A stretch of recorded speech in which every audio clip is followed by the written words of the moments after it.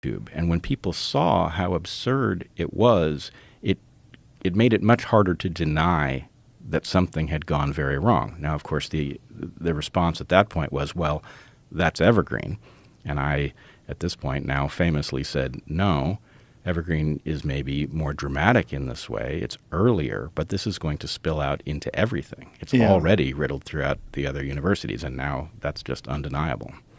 Yeah, I remember the early days when this was happening, when I would do podcasts about it.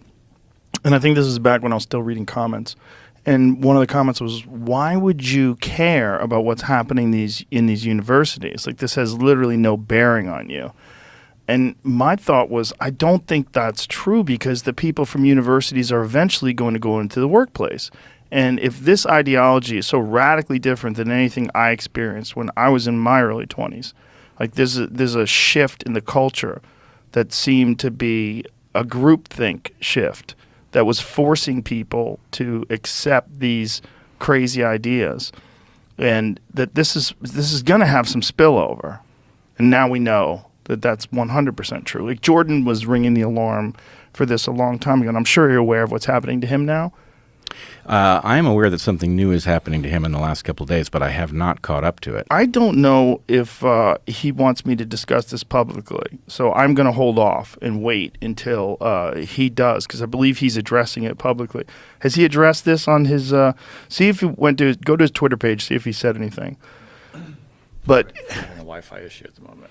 Okay. He's getting in trouble for retweeting some person who was critical of Justin Trudeau and the whatever board of psychologists that they have in Ontario is bringing him in for disciplinary discussions, and I think they're having some sort of they want him to be involved in some sort of a class or some sort of a thing. Here, I should just read it. And if I don't get, I'll contact him. If I don't get his permission, I'll delete this aspect of it. But so here's what it says. It says the College of Psychologists of Ontario, the government-mandated Professional College of Psychologists, has disciplined me and is threatening my clinical psychology license for retweeting the Conservative Party leader, Pierre Poilievre. How do you say his name? Not sure. Criticizing Justin Trudeau, the chief of staff, Gerald Butts, someone named Jacinda Ardern, and an Ottawa city councillor. He is required to participate in mandatory social media communication retraining to modify my objectionable behavior, which I absolutely refuse to do. So they'll go to the next step, which would be an in-person disciplinary hearing, with my license on the line. I'm going to make all this public this week. If you're interested, take a look.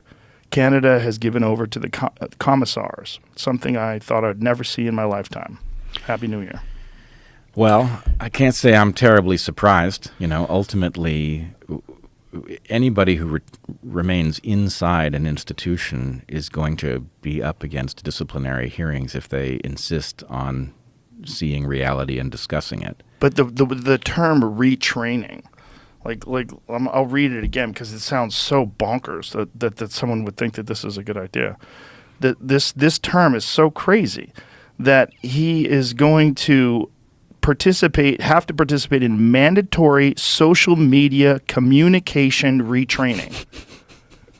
Social media communication retraining. Like, you have to do it the way I do it. You have to do it the way other people that we have decided the way you communicate is not proper. We don't agree. You're retweeting people who are critical or criticizing the government, and we don't agree with that. So we're going to retrain you how to communicate on social media, and this is mandatory.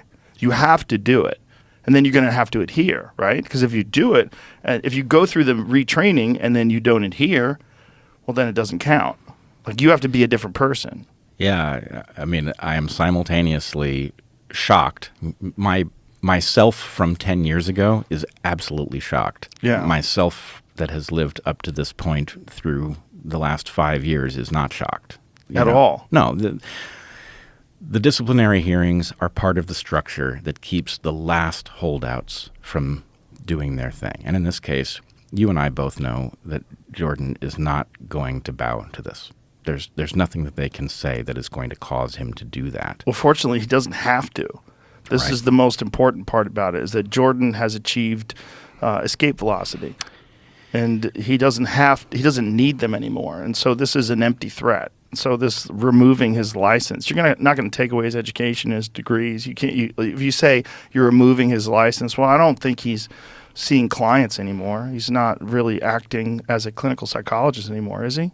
I don't think so. I don't believe so. And I agree with you. I think what we have to discuss is this. There's a question about where each of us are with respect to what you're calling escape velocity. And Yeah. in fact, you and I sitting here is an interesting test case because I've come close to escape velocity, but not quite. Well, you've been hobbled by the demonetization on YouTube for things that are now being printed in the Washington Post, which is wild. Because one of the things that you got in trouble for was, how do you say his name? Geert